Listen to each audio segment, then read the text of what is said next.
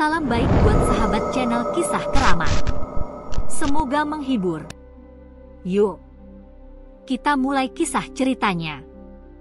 Pada masa dinasti yang terlupakan oleh waktu, di ujung timur kerajaan Cina yang megah, ada sebuah istana yang begitu megah dan mistis, dikenal dengan nama Istana Xiaolong. Istana ini dibangun oleh Raja Zheng Tian, seorang penguasa yang dikenal tak hanya karena kekuasaannya yang luar biasa, tetapi juga karena kekuatan mistis yang ia miliki. Namun, tidak banyak yang tahu bahwa kekuatan itu berasal dari sebuah senjata legendaris yang terbuat dari bahan yang tak bisa dijelaskan, disebut golok naga sakti. Kehidupan awal Raja Zheng Tian. Raja Zheng Tian dilahirkan di sebuah desa kecil yang terletak di kaki pegunungan Huangshan, di mana kabut pagi menutupi tanah dan hutan-hutan lebat menjulang tinggi. Sejak kecil, ia dikenal sebagai anak yang luar biasa, cerdas, dan sangat berani. Namun, ia juga memiliki keanehan. Setiap kali ada bahaya yang datang, ia merasa seolah-olah dipandu oleh suatu kekuatan tak tampak. Ini adalah suatu hal yang sangat jarang terjadi, bahkan di kalangan para ksatria atau pendekar yang dikenal dengan kemampuan luar biasa mereka. Namun, meskipun berani, kehidupan Zheng Tian tidaklah mudah. Di masa remajanya, ia kehilangan orang tuanya dalam sebuah tragedi besar yang menyebabkan desa mereka dibakar oleh pasukan yang dipimpin oleh seorang jenderal kejam bernama Bai Feng. Bai Feng adalah seorang pria yang haus akan kekuasaan dan sangat terkenal di seluruh kerajaan Cina karena kemampuannya dalam bertempur dan menghancurkan apa saja yang ada di hadapannya. Desa Zheng Tian menjadi korban dari ambisinya. Saat desa itu dihancurkan, Zheng Tian, yang saat itu masih muda, berhasil melarikan diri ke dalam hutan, tempat di mana ia bertemu dengan seorang biksu tua yang dikenal sebagai Sulau. Sulau adalah seorang biksu yang memiliki pengetahuan tentang dunia mistik dan magis. Dia memberitahu Zheng Tian bahwa dunia ini tidak hanya terdiri dari apa yang bisa dilihat oleh mata manusia. Ada dimensi lain yang lebih gelap dan lebih berbahaya yang bisa mengubah nasib seseorang. Zheng Tian, kata Sulau dengan suara penuh misteri. Kekuatanmu berasal dari lebih dari sekadar kemampuan fisik. Kamu dipilih oleh sesuatu yang jauh lebih kuat. Kamu akan menjadi penguasa yang besar, tetapi hanya jika kamu bisa mengendalikan apa yang ada di dalam dirimu. Biksu tua itu kemudian mengarahkan Zheng Tian menuju sebuah gua tersembunyi di dalam hutan, tempat di mana sebuah golok tua, terbuat dari bahan hitam berkilauan, tergeletak di atas sebuah altar kuno. Golok itu disebut sebagai golok naga sakti. Dikatakan bahwa siapapun yang menguasainya akan memiliki kekuatan tak terbatas, namun pada saat yang sama, akan dibutakan oleh nafsu akan kekuasaan. Golok naga sakti dan kekuatan yang menyertainya. Golok naga sakti bukan sekadar senjata biasa. Dikenal di kalangan rakyat sebagai peninggalan dari zaman kuno, golok ini memiliki sebuah aura gelap yang menakutkan. Gagang goloknya berbentuk kepala naga dengan mata merah menyala, seolah hidup dan menatap setiap orang yang berani mendekat. Pahatan naga itu seolah-olah bisa bergerak, mengikuti setiap gerakan penggunanya, memberikan rasa seakan-akan ada kehidupan dalam golok tersebut. Saat Zheng Tian pertama kali memegang golok itu, ia merasakan aliran energi yang begitu kuat mengalir melalui tubuhnya. Dalam sekejap, ia merasa kekuatan yang sebelumnya tidak pernah ia bayangkan, menjalar hingga ke setiap jari dan tulang-tulangnya. Namun, di balik kekuatan itu, ia merasakan sesuatu yang lebih dalam, sebuah ancaman yang datang dari dalam dirinya. Rasa haus akan kekuasaan mulai tumbuh dalam dirinya. Ia merasa bahwa hanya dengan golok itu, ia bisa menaklukkan segala hal, mengalahkan siapapun yang menghalangi jalannya. Namun, kekuatan itu juga datang dengan harga yang sangat mahal. Setiap kali ia menghunus golok itu, dia merasakan darah mengalir lebih cepat dalam nadinya, seolah ia diberi pilihan untuk berperang melawan seluruh dunia. Biksu Su Lao memperingatkan Zheng Tian. Golok itu adalah senjata yang sangat kuat, tetapi ia juga bisa menghancurkan jiwa. Jika kamu tidak hati-hati, kamu akan menjadi budak dari kekuatan itu, dan seluruh kerajaan akan hancur karenanya. Namun, ambisi Zheng Tian semakin membara. Setelah menguasai golok itu, ia mulai menaklukkan kota-kota di sekitarnya, merebut wilayah demi wilayah dengan kekuatan luar biasa yang ia miliki. Di setiap pertempuran, golok itu menari dengan gerakan yang cepat dan mematikan, menghancurkan musuh-musuhnya tanpa ampun. Namun, ada satu musuh yang belum ia taklukkan, Bai Feng, jenderal kejam yang telah menghancurkan desanya. Zheng Tian tahu bahwa untuk benar-benar menjadi penguasa yang tak tergoyahkan, ia harus menghadapi Bai Feng. Tetapi, perjalanan menuju pertempuran terakhir ini tidaklah mudah. Jalan yang harus dilalui penuh dengan jebakan, kekuatan gaib, dan pengkhianatan. Zheng Tian menyadari bahwa setiap langkahnya semakin jauh membawa dirinya ke dalam dunia yang tidak bisa dipahami dengan akal sehat. Namun, ia sudah terlalu jauh untuk mundur.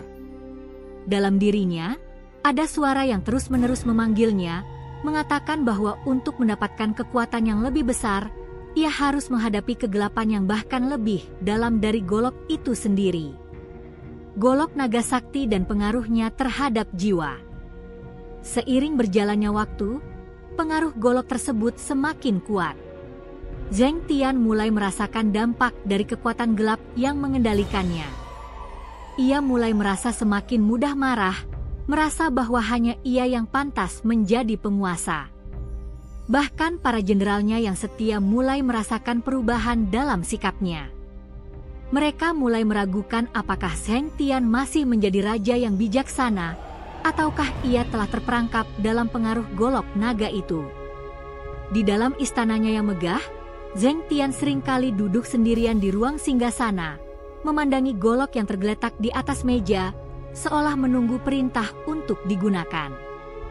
Namun, setiap kali ia menyentuhnya, ada sesuatu yang merasuk ke dalam pikirannya, menuntunnya ke arah yang gelap, membuatnya hampir tidak bisa membedakan antara kenyataan dan ilusi. Golok itu seolah menyimpan kekuatan yang bisa menghancurkan segalanya dalam sekejap, tetapi juga memberikan janji akan kedikdayaan yang tak terbatas. Para penasihat kerajaan yang khawatir mulai berbicara dalam bisikan, bahwa sang raja mulai terjerat oleh kekuatan naga tersebut. Namun, tidak ada yang berani mengatakan hal ini secara terbuka, karena mereka tahu betul bahwa siapapun yang berani menentang keputusan Raja Zheng Tian bisa jadi akan dihancurkan oleh golok naga itu. Pada malam yang penuh kabut, kerajaan Zheng Tian sedang berada dalam keheningan yang aneh. Langit gelap, hanya diterangi oleh sinar rembulan yang samar, menciptakan bayangan menakutkan di sepanjang tembok tinggi Istana Xiaolong. Raja Zheng Tian, yang telah lama merasakan pengaruh mengerikan dari golok naga sakti, kini terperangkap dalam dunia yang tak bisa ia pahami. Kekuatan golok itu semakin mendalam, dan ia merasa semakin jauh dari kemanusiaannya. Kekuatan itu menariknya ke dalam sebuah kehausan yang tidak terpuaskan, seolah menginginkan lebih banyak darah, lebih banyak pertumpahan darah. Rencana perang melawan Bai Feng. Bai Feng, jenderal yang telah lama menjadi musuh terbesar Zheng Tian, akhirnya mendekat. Jenderal itu, yang dulu menghancurkan desa Zheng Tian, kini memimpin pasukan yang jauh lebih kuat dan lebih terlatih. Dikelilingi oleh tentara yang penuh semangat dan berani, Bai Feng adalah seorang pemimpin yang tak kenal takut. Dia mendengar desas-desus tentang kekuatan yang ada dalam golok naga sakti dan tahu bahwa untuk mengalahkan Zheng Tian, ia harus menghadapi kekuatan mistik yang sangat berbahaya itu. Namun, Bai Feng bukanlah orang yang mudah ditaklukkan. Ia sudah mempersiapkan perang ini dengan cermat. Ia meminta bantuan seorang ahli sihir yang sangat terkenal, Zhang Shen, seorang wanita misterius yang memiliki pengetahuan luas tentang ilmu hitam. Zhang Zhen telah lama mempelajari golok naga sakti dan tahu betul bahwa satu-satunya cara untuk menghentikan kekuatan mengerikan itu adalah dengan mencari cara untuk menghancurkan senjata tersebut atau setidaknya mengalihkan pengaruhnya terhadap sang raja. Di tengah persiapan perang yang semakin mendalam, Zheng Tian merasakan perubahan besar dalam dirinya. Golok naga sakti seakan memiliki keinginan sendiri untuk menghancurkan segalanya. Ketika ia menatap golok itu, seolah-olah ada bisikan yang datang dari dalamnya.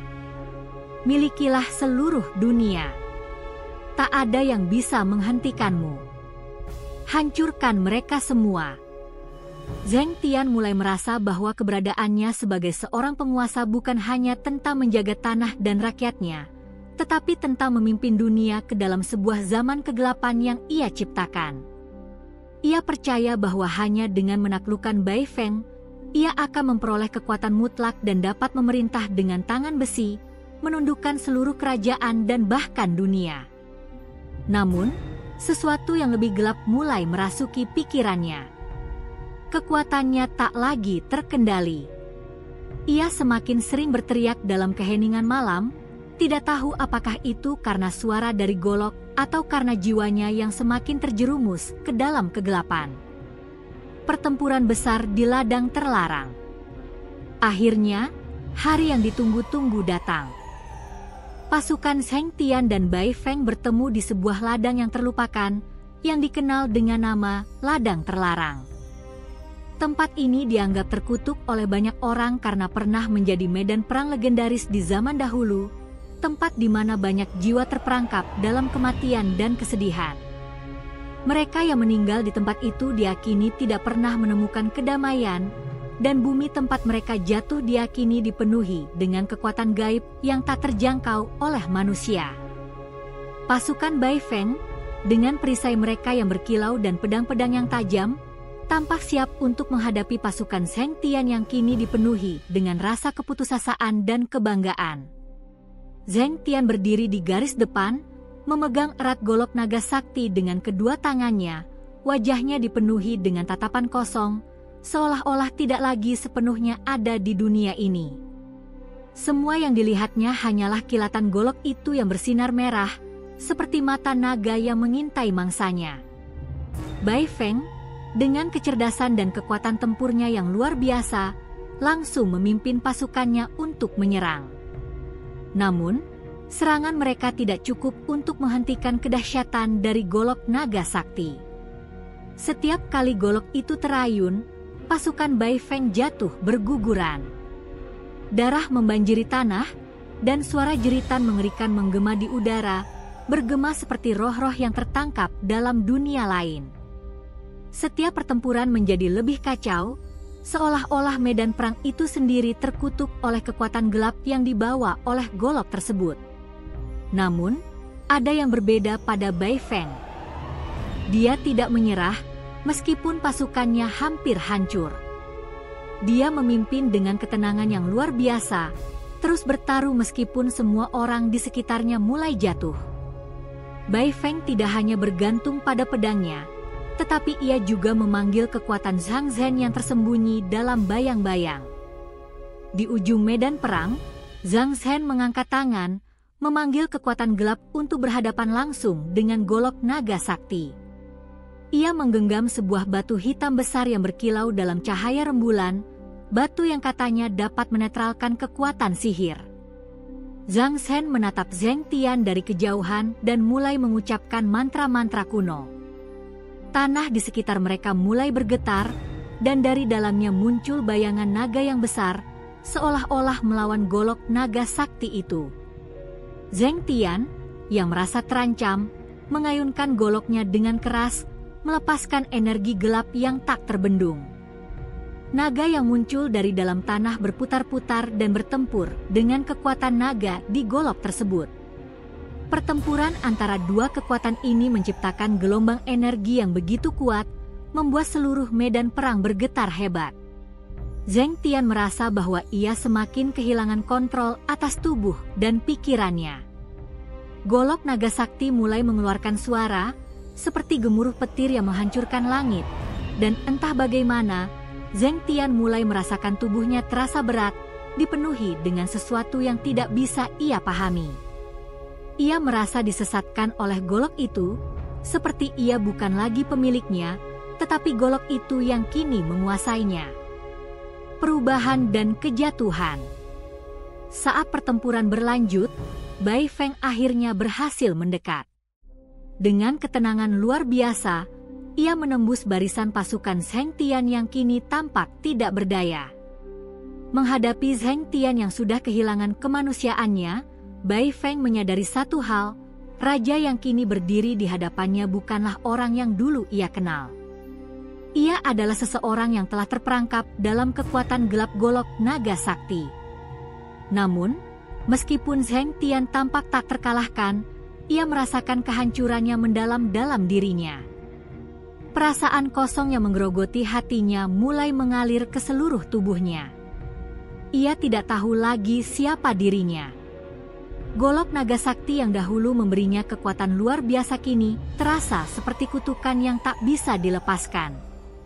Di saat itu, Bai Feng dengan cerdik menggunakan batu hitam yang diberikan oleh Zhang Zhen, mengarahkannya langsung ke golok itu. Dalam sekejap, ada ledakan energi yang luar biasa, dan golok naga sakti terpental dari tangan Zheng Tian. Kekuatan gelap yang ada di dalamnya mengeluarkan suara keras, seperti jeritan dari kedalaman dunia lain. Sebuah cahaya putih terang muncul, menyelimuti seluruh medan perang, sebelum akhirnya meredup. Zheng Tian terjatuh ke tanah, kesadarannya kembali, namun tubuhnya lemah dan dipenuhi rasa sakit yang luar biasa. Ia menatap golok itu, yang kini tergeletak jauh dari dirinya, dan merasakan sesuatu yang sangat berat di dadanya. Ia tahu, bahkan jika golok itu tidak ada lagi di tangannya, ia telah kehilangan segalanya. Kekuatan yang dulu memberi hidupnya, kini telah menghancurkan dirinya. Namun, Bai Feng tidak membunuhnya. Sebagai seorang yang tahu tentang bahaya kekuasaan, Bai Feng hanya menatap raja yang kini telah jatuh, dan berkata dengan tenang, "Kekuatan itu telah menguasaimu, tetapi kini kau telah bebas. Bebas dari kutukan yang membawa kehancuran."